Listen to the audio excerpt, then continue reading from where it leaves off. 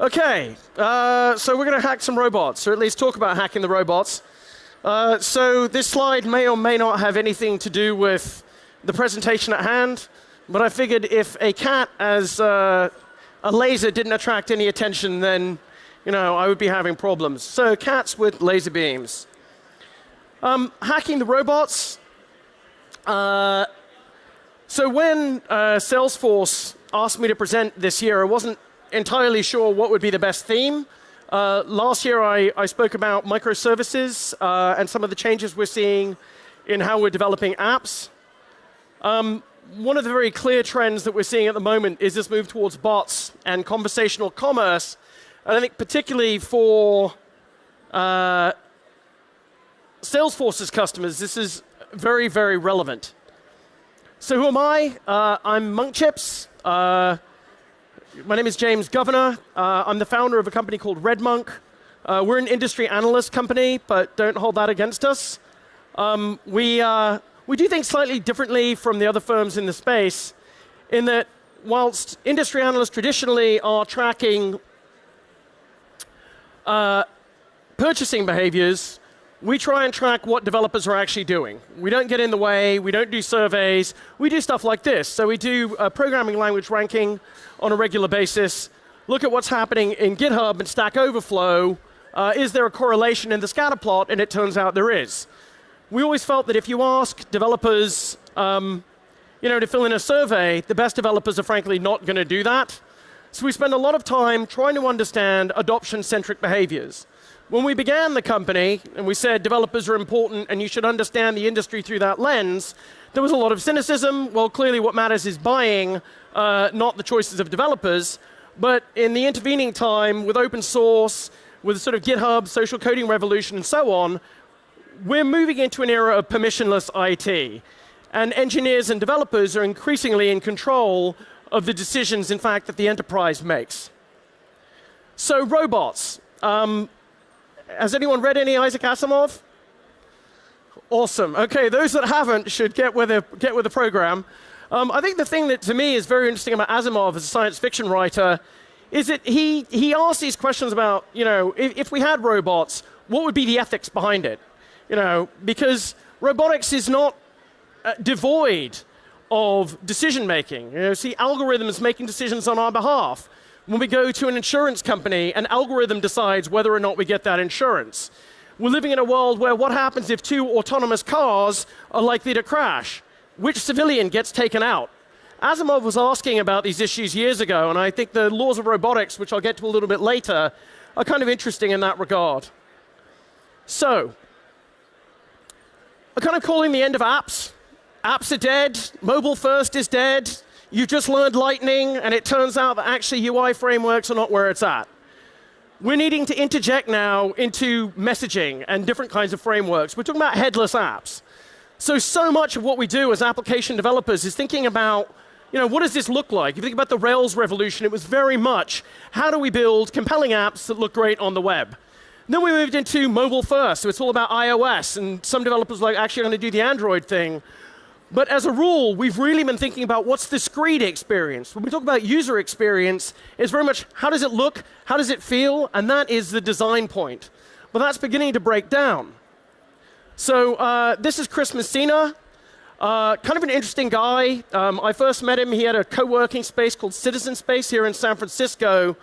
And he's worked for some interesting companies, Google, Facebook, now Uber. But I think what's particularly interesting, he came up with the hashtag. So has anyone ever used a hashtag? So it's his fault. He came up with this idea, this sort of, that within Twitter at least, it would make sense to just put a hashtag and use that as an artifact that we could share and begin to understand. Twitter kind of built on that. And I think that's interesting. He's obviously someone that has had an influence, I would say, in terms of our social choices and how we pull our experiences together. I guess that's why he's joined Uber. But he's been talking about this notion of conversational commerce. I mean, for him, I think it's a bit reductive. It's like, we're going to have brands, and we're going to talk to them like our friends. I'd like to think that this conversational thing goes a bit further than that. I've been thinking about conversational IoT. What does it mean when devices start talking to each other? How do we talk to devices, machines talking to people, talking to other machines? I'd like to think that there is a world beyond brands, but on the other hand, I'm here at Dreamforce, so maybe not. We're brands, right? And we need to connect to our customers. And so he's done some great work. I would advise you to maybe follow him and to look at some of the framework that he's put forward. I think in general, we stand on the shoulders of giants.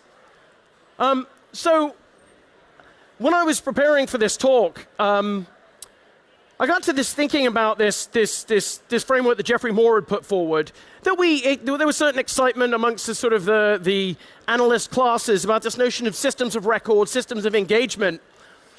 But I was actually going to delete the slide thinking it's not, and then it was just, I homed on this notion of conversations. And that's what systems of engagement are. And what does that look like? And how do we have effective conversations with people? As a firm at RedMonk, we've always tried to have a voice, which is one that is conversational and which is social and which does draw people in. I think historically we've tried to bake all of that out. We don't want to have conversations with people. We want to have processes to manage the interactions. But that's kind of changing. Fundamentally, I think that there's so much investment going into some of the spaces, and I think there are a few broad trends in conversational commerce. Clearly, one is AI. It's not the only trend, but it is hugely influential. So thinking about how do we have machines or services that can learn? How do we train those machines? And there are, so this is interesting. There are 957 companies this firm is tracking. I don't know about you, that sounds like a pain in the ass. I find it hard to track 20, 30 things, let alone 1,000 of them. And I think at that level, you do begin to get some dominant big vendors tend to arrive. So clearly, there is going to be innovation at the edges. That's going to be extremely interesting. Some of these firms are going to be acquired, people like OpenAI and so on. I think that we're probably, as a developer community, looking to some of those big vendors that package things up for us. What we see in any tech wave is the best packager wins, and they tend to win big. They absorb a lot of the oxygen, a lot of the air supply. And so thinking about that, we have some idea, why do I have HP on here? Because clearly not a brand that's hugely influential to developers.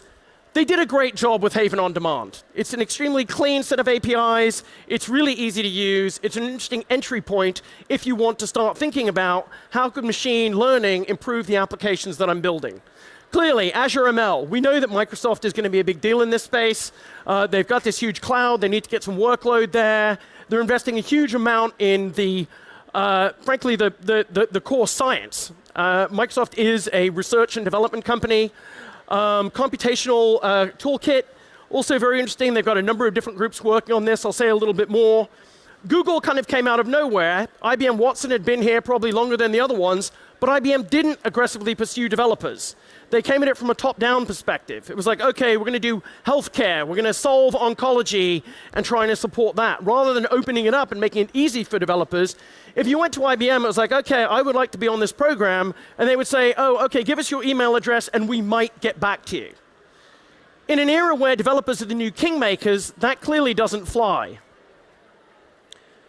So, what are some platforms that developers do like? Anyone here use Redis? So Redis is a cache, extremely popular database. I'm surprised there aren't more people here using it. Salvatore he's a really interesting guy. He lives on an island in the Mediterranean and just gets on with his coding. So Redis is effectively a cache. Redis Labs now say they're going to turn that into a database of record. We'll see whether that works out all right. But Salvatore just one day popped up and he said, you know what? Let's just add a new machine learning or neural networking functionality into the core. So I think that it's this pull from developers, and certainly the engineers are responding to this. Now, his thing, in a sense, isn't about like huge data, but there are some things where you just want to get a machine trying to identify patterns, and he wants to make that a core of the platform. I think one of the things that's interesting to me is kind of, image recognition is the new hello world. So when you go to a developer conference, very often at the moment, whereas it used to be a hello world or, maybe it was image resizing, now very often it's like, how do we understand? How do we begin to parse that image? What could we do with that? So certainly from a TensorFlow perspective, this is extremely easy. And I think that's one of the things that I found most interesting. Machine learning is hard. One of the ironies of machine learning is that it's humans that have the problems understanding it. but we're getting much, much better at making this stuff consumable. And when you have a very, very simple language call, and it's able to provide the sort of context that we're getting here, just an image of a panda, I think things that are getting very interesting. Algorithmia is a marketplace of algorithms. And again, it's so easy to use. It's quite well realized. Their idea is that, look, let's get developers in that sort of social coding way, a bit like GitHub. You know, if you come up with an algorithm that works, provide it as a service that people can use. So you just go there. They've got a choice of different languages. If you're a JavaScript developer, they'll give you the JavaScript stubs. If you're a PHP developer or Python or whatever, you don't have to learn a language in order to start taking advantage of some of these really interesting machine learning algorithms. I think what that says to me, from a developer perspective, is we've just got new opportunities. We've got opportunities that we didn't have before because, again, this stuff is being made much, much easier. And so it's not just much, much easier for developers. It's being driven into the applications. So yeah, I proposed this talk before I knew Einstein was going to be a thing. Salesforce is super happy because they're like, great, the talk you've got actually has some relevance to what we're talking about. Oh, if you're out there and you're actually listening, why don't you come and get a seat? Come on, we're going to play a game in a minute, and it would be great if you'd join us. So Salesforce introduces Einstein. Oracle, 2 weeks ago, adaptive internet applications. As ever, very catchy on the marketing front. Microsoft just did a reorg where they said, look, this stuff is so important to us, the headless apps, the AI-driven apps, the messaging-driven apps. They brought together their core research team, Bing, Cortana, all of this into a new group because they're saying, look, we need to proceed, we need to be more effective, and we're going to bring people together to do this. We've had huge announcements concerning applications and how we're going to bring machine learning to them from all of these vendors, and that's like in the last 10 days. I think the thing that I'm really thinking about, what does it mean to create a humane computer interface? So HCI theory, we're kind of sort of thinking about, wait, in a sort of a post-Turing test world, how do we feel about robots interacting with us? And this is kind of funny to me that I saw this on Twitter. It was shared. And it wasn't about bots, it wasn't about robots, but thinking about failure modes and thinking about how we interact with the machine, we do need to start thinking about the apps we develop in a way like, oh, wait, actually, if the brands are our friends, then they matter to us. And what kind of empathy do we need to have on both sides of the equation? We need to start writing more effectively. I think we've been kind of lazy, if you think about traditional error messages and so on. In the headless world, in this bot-driven world, we're going to have to get much better at humor and thinking about how to create just a better experience for people, and that's about empathy.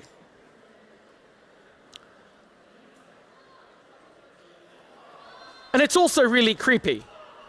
This idea that we're going to let the machines into our lives. So for me, I think one was TripIt. So I allowed TripIt to go into my Gmail and find out, oh, you're going to take a trip. You don't need to fill this in. I've made your life easier, and that's great, right? But then the other day, I was sitting there, and it was like Microsoft started talking with me about a trip I had to make. And I was like, I don't remember giving you that permission. You've overstepped the mark on this kind of creepy to magic continuum, I call it. But clearly, we want things that make our lives easier, but at first they can seem a little bit creepy. And I think that's something as developers that we need to think about, not overstepping those bounds. If I was a VC, however, I would be investing in companies that straddle the creepy to magic continuum. So, creepy to magic. This is a really interesting piece of work I came across again preparing for this. I would say check it out, an AI pattern language. If you're familiar with Christopher Alexander and the pattern language, the pattern languages that he put forward, a timeless way of building, it's a great piece of work. They tried to tie some things in. One of the core things to me I found interesting about this was they turned around and said, privacy is a red herring.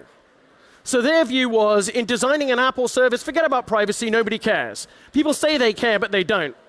And again, on the creepy and magic continuum, I have some sympathy for this, but of course some of us are working in regulated industries. We're not all a startup. We can't overstep those bounds. And so as developers, we do need to be thinking about, well, okay, we're creating this interesting user experience, and maybe privacy does matter, but it's certainly a thought-provoking piece of work. So thinking about AI and where we are now, I don't know if any of you have seen any. There are some interesting films that there is now a script that was written by a bot and was turned into a film. The interesting thing about this sentence is that it was in fact written by a bot. So the author fed some ideas into it. This is what they came out with, and it's better than my writing. So if you're interested in that, check out VoiceBox by Jay Brew on GitHub. And then, of course, the big vendors are all like, don't worry, it's going to be fine. We don't need civil society. If we get Google and IBM and a couple of others to work it out, society will benefit. It's all going to be awesome. And so the partnership on AI was announced last week. They're getting out in front of this in terms of lobbying. I would say that as citizens, as parents, as people that run businesses, you kind of want to start influencing this, because clearly they are going to be making decisions on our behalf, and we are talking about algorithms making decisions on our behalf. So where did some of this stuff begin, thinking about these headless apps, thinking about a new way of interacting from a social perspective? IRC. So I'm pretty sure that some of you have used IRC. You kind of live that. And I think that the bots began there. So RadioBot was just like music. Like, how can we, within our workflow on a daily basis, we're doing our work. We're developers. We're working together on something. But we like to have fun. We like to listen to music. We like to share GIFs, whatever it is. And so I think IRC, as we keep seeing with technology, something is really effective that developers invent, and then that goes over into a consumer kind of play. And, Hubot emerged. So GitHub was like, okay, we're going to have a platform for building bots so that we can have fun within the organization and have useful services in how we do DevOps, how we develop code. They open sourced it. And so Hubot originally became as a campfire artifact. It's an amazing platform. As I say, they did open source it. It's how GitHub does stuff. And I don't know about you, but not everything they do is great. But it's certainly worth paying attention to them as an organization that supports developers and developer choices and the way they want to get stuff done. So a guy called Mark Imbriaco was at GitHub at the time. He's worked at some of the most high-scale web properties out there, and he has a new company called Operable. And so his big thing is, look, if we're going to do what is called chat ops. So this is a particular flavor of kind of conversational commerce, or whatever you want to call it. It is the idea that basically we can use Slack to, I don't know, suppose we're coding and we're noticing that we've got an issue with Amazon. Why can't we query Amazon from within the workflow itself, from within the chat we're having within Slack? So they built that. I think what is also interesting is he understands that obviously from an organizational perspective, you need to start having some organizational controls and permissions and so on. So Operable with its platform Cog has basically built from the ground up a platform for building bots for chat ops that include things like permissions. And some of them are quite simple. It's just like, well, I need to have at least 2 people on the team sign off on a change before it commits. So you're able to start building a sort of compliance framework on top of the bot services that you're building. And I guess what happened then was Slack. So Slack has just made an incredible impact on, well, I guess, who here used Slack? Not everyone yet. They're certainly making an impact, I think, on email. I'm always a bit wary when I hear email killer, because email to me it's a cockroach. It will survive a nuclear war. I find email good because it's good for deleting things. But Slack is just making this huge, I think, impact on small teams.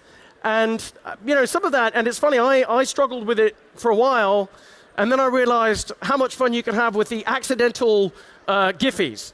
So like with Slack, you just do /Giphy and type in whatever you want, and it will just come up with a random GIF, some of which can be inappropriate. You might want to put some filters on there. But Slack has just made this notion of messaging very appealing to people. It's how they want to interact with each other, and now, increasingly, with the bots. So, I talked about calendaring. There's a bot I use called Mecan. So what that does, if there's a calendar clash, it doesn't tell me via email, it tells me via Slack. It's like, hey, James, you might want to check this out. And like effectively, it's kind of a virtual team member. It has become part of my team. It's like, oh, okay, thank you, Mecan. There's another bot called Amy. Amy.ai does scheduling. And I think the best proof, I talked about Turing earlier, the Turing test. Well, the interesting thing about Amy is that at least once a month, she gets asked out on a date by somebody who she's doing the scheduling for. Now, I think that says some weird things about gender and how creepy men are, but it's very interesting that that is happening. So I talked about copywriting and understanding how people interact with each other. And MG Ziegler was at TechCrunch, and now they're at VC, and they wrote this amazing piece called KI Get Uber. And the point they were making was that, the experience within Facebook Messenger now is such that they will literally, that slang, he was talking to his wife, just said, KI Get Uber, talking about going to a restaurant that evening, and it just pops up, request a ride. So Facebook understood, the Facebook Messenger bot understood that basically you were there in a position that you basically, what do you want to do? If you're going out for dinner, then you want KI Get Uber, order a ride, and I think this is what I'm talking about, headless apps. Facebook Messenger is 1 billion people. Everybody's using it. Slack, hundreds of millions of people using it now. And those are going to be the interfaces that we want to that we want to work with services in. And the idea that we have to deal with slang because it's a conversational interface. Tons of bots, just like there are tons of machine learning frameworks. So I'm not going to even try and go through all of these. That would be well, I don't know. We'd be here for the rest of the week. And it would probably take me about 3 years in order that I could get ready to do that rest of the week. So I won't do that, but suffice to say, it is an extremely fragmented marketplace, and developers are beginning to make the choices now. I talk of making choices. I think this is also interesting because, of course, the bots, as I said, are making choices. So this is a plot basically of bots arguing on Wikipedia. So I'm sure some of you have been in a situation where you see a Wikipedia entry and then one person changes it and the other person changes it. So people set bots to do this. And they forget it's happening. And literally, over 10 years, the bots are still, every minute or so, keep fixing the Wikipedia entry. So Wikipedia bots, arguing, bots fighting bots. And that's kind of the world we're going to live in. So voice activated. If we're going to talk about headless, if we're going to talk about, well, how does this stuff work, Amazon Echo is really incredible. I guess if we think about voice recognition, that was the longest single-running project that IBM ever had, and then they still didn't manage to deliver on that, right? They kind of did okay, but this is an area where we're finally getting there in terms of computation and power. And so the Amazon Echo is an extraordinary device, and I think one of the most important things is not the device, the functionality, it's Alexa skills and how easy they are to program. So, just go there, check it out, go to the developer site. This is not hard. And the idea that if we can build apps that actually can recognize voice commands is tremendously exciting. I ran a conference recently, and there was a young woman that came in, and within, one afternoon, had built an app that was connecting a number of services, in fact, including one from Salesforce, with Amazon Echo. And this stuff is just getting very, very easy. But of course, it's not just Amazon. Developers, Google today announced Google Home. So they got their Pixel phone, they got Google Home, and the Google Assistant. So the Google Assistant is on the latest phone, it's on the Pixel, and it's basically voice commands, but it's the same engine that is on the new Google Home, which is basically Google's Amazon clone. So we have Alexa skills from Amazon. Google calls them Google Actions. The SDK, I think, I haven't even had a chance to look at it, but again, when you're making a preparation about voice-activated systems, headless apps, and something like this happens, it's probably worth mentioning. What's going to be the underlying compute framework for all of this, and what does it look like? We've got lots of services that they need to be quiet and listen until you want to talk to them. And traditionally, we've been like, okay, we're building applications that we need to manage and scale. We understand what the traffic patterns are going to look like, and we provision accordingly. Then that got harder with the web, and that's why we've sort of moved into this world of cloud. We had infrastructure as a service, then we had platform as a service. I think that serverless is going to be fundamental to this because it's a listening architecture. I mean, some of the startups that I'm talking to in terms of Amazon Lambdas, I think it's interesting because you pay at the point of customer value.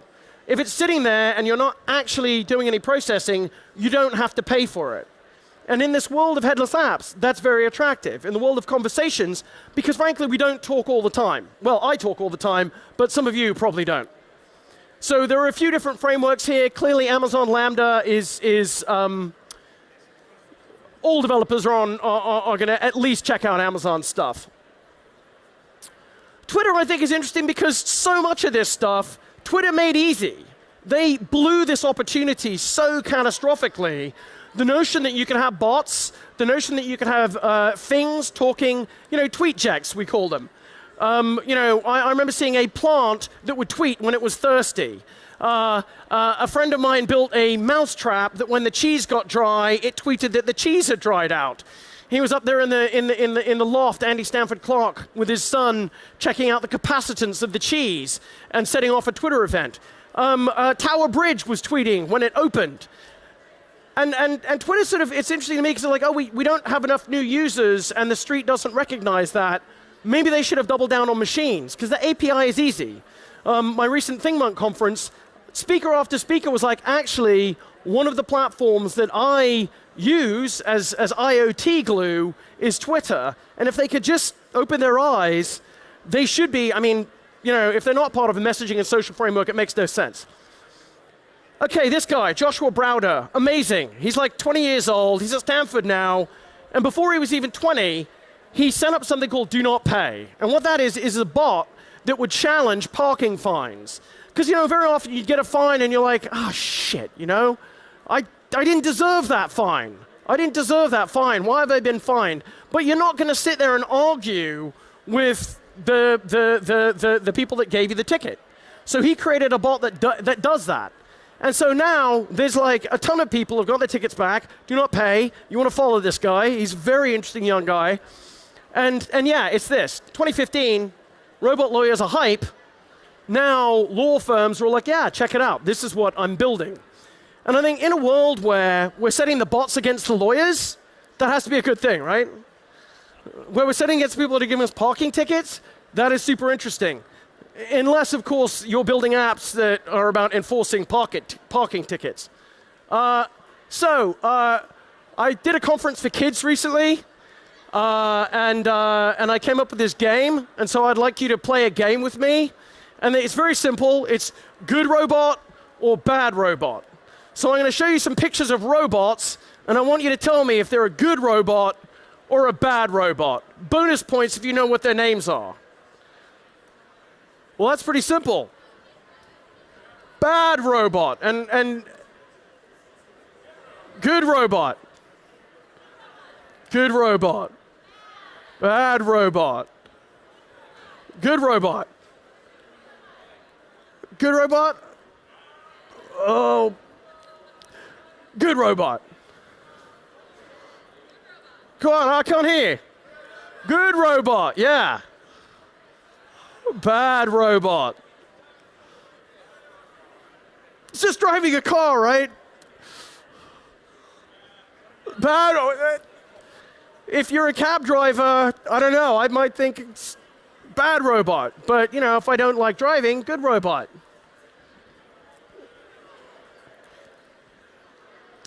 Good robot, bad robot? Good robot. So this is a good robot. It's taking away all those manufacturing jobs. And we're next, the lawyers and, all the rest of us, computer programmers and so on. Okay, good robot. All it does is vacuum. But if you follow the story of Roomba and what happens if your dog puts a mess in the room, then it definitely turns into a bad robot. You're probably all Apple people. You don't even care about Android.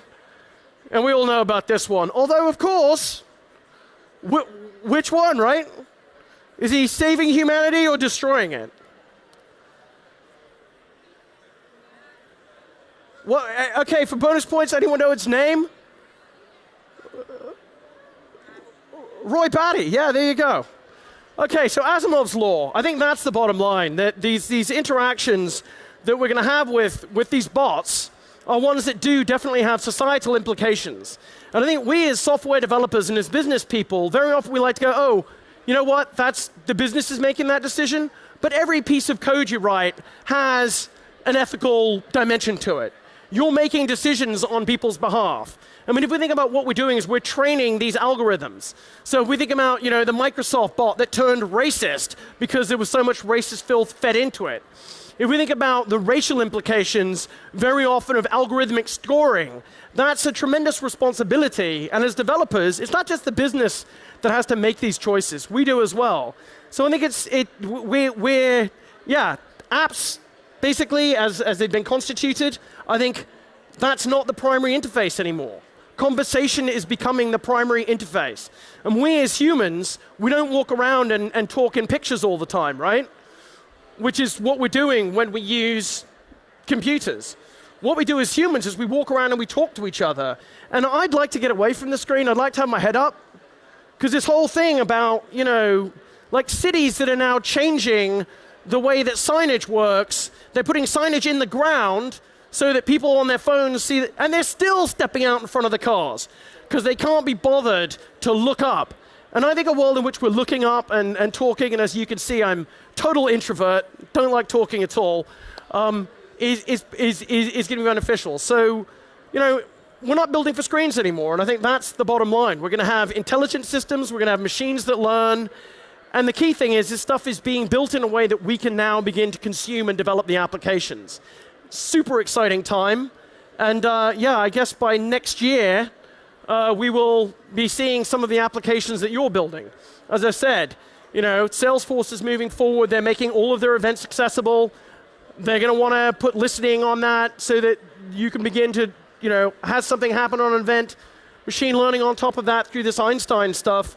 So anyway, the bots are coming. So enjoy. Thanks.